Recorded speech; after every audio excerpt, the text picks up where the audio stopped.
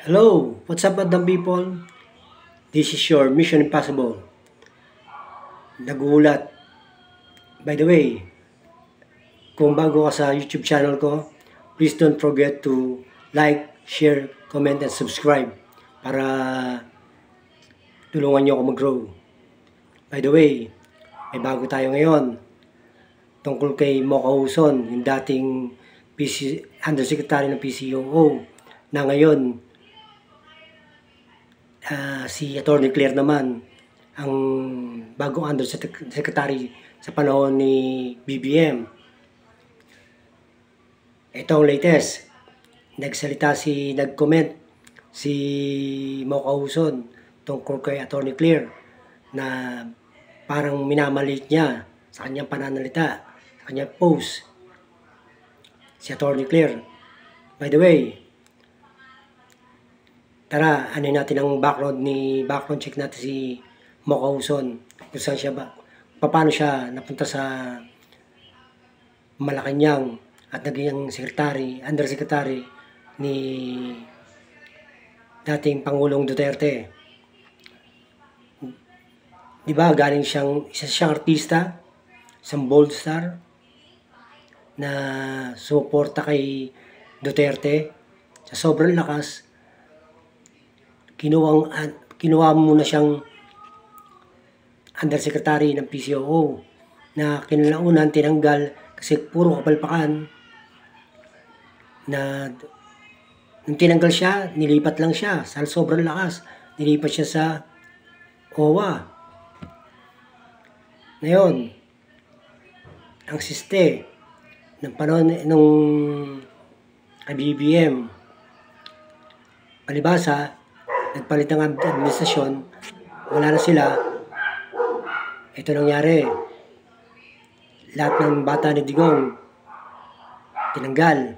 Yung walang na-point. Ngayon, kinuha si Atty. Claire Castro bilang Undersecretary ng J. Ruiz sa PCOO. Ang nangyari, minamaliit niya itong si Mocha Huson. Si Atty. Claire, bakit daw kinuha? Mukhang intense. Obra ba siya kay Atty. Claire? Si Atty. Claire, isang abogada na marunong sa batas. Siya bago naging undersecretary ng PCOO, pero puro palpak naman. Puro fake news ang gagawa. Diba? Natatandaan niyo ba yung isang fake news niya na ginawa na nag-post siya ng yung kasagsagan ng pumuputok yung Mount Mayon sa Legazpi Albay, na ang sabi niya ang Mount Mayon ay nasa Naga. Diba? Doon pa lang maling-mali na. Tsaka yung mga pinopost niya na mga tulay na sabi panahon daw ni Duterte na ginawa, na kiniklaim nila. Naglalaro siya ng mga picture, ng post. Ayun pala, wala dito sa Pilipinas. Diba? Diyan sila ngayon ang mayayari. Dahil si Atty. Claire, ang hangarin niya ay labanan ng fake news. Kaya maraming tatamaan na DDS yan. Kaya siguro si Mocha Huson ay nagsasalita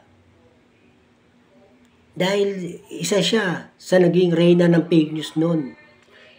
Isa siya sa naunang nagpalabaganap ng fake news. Diba?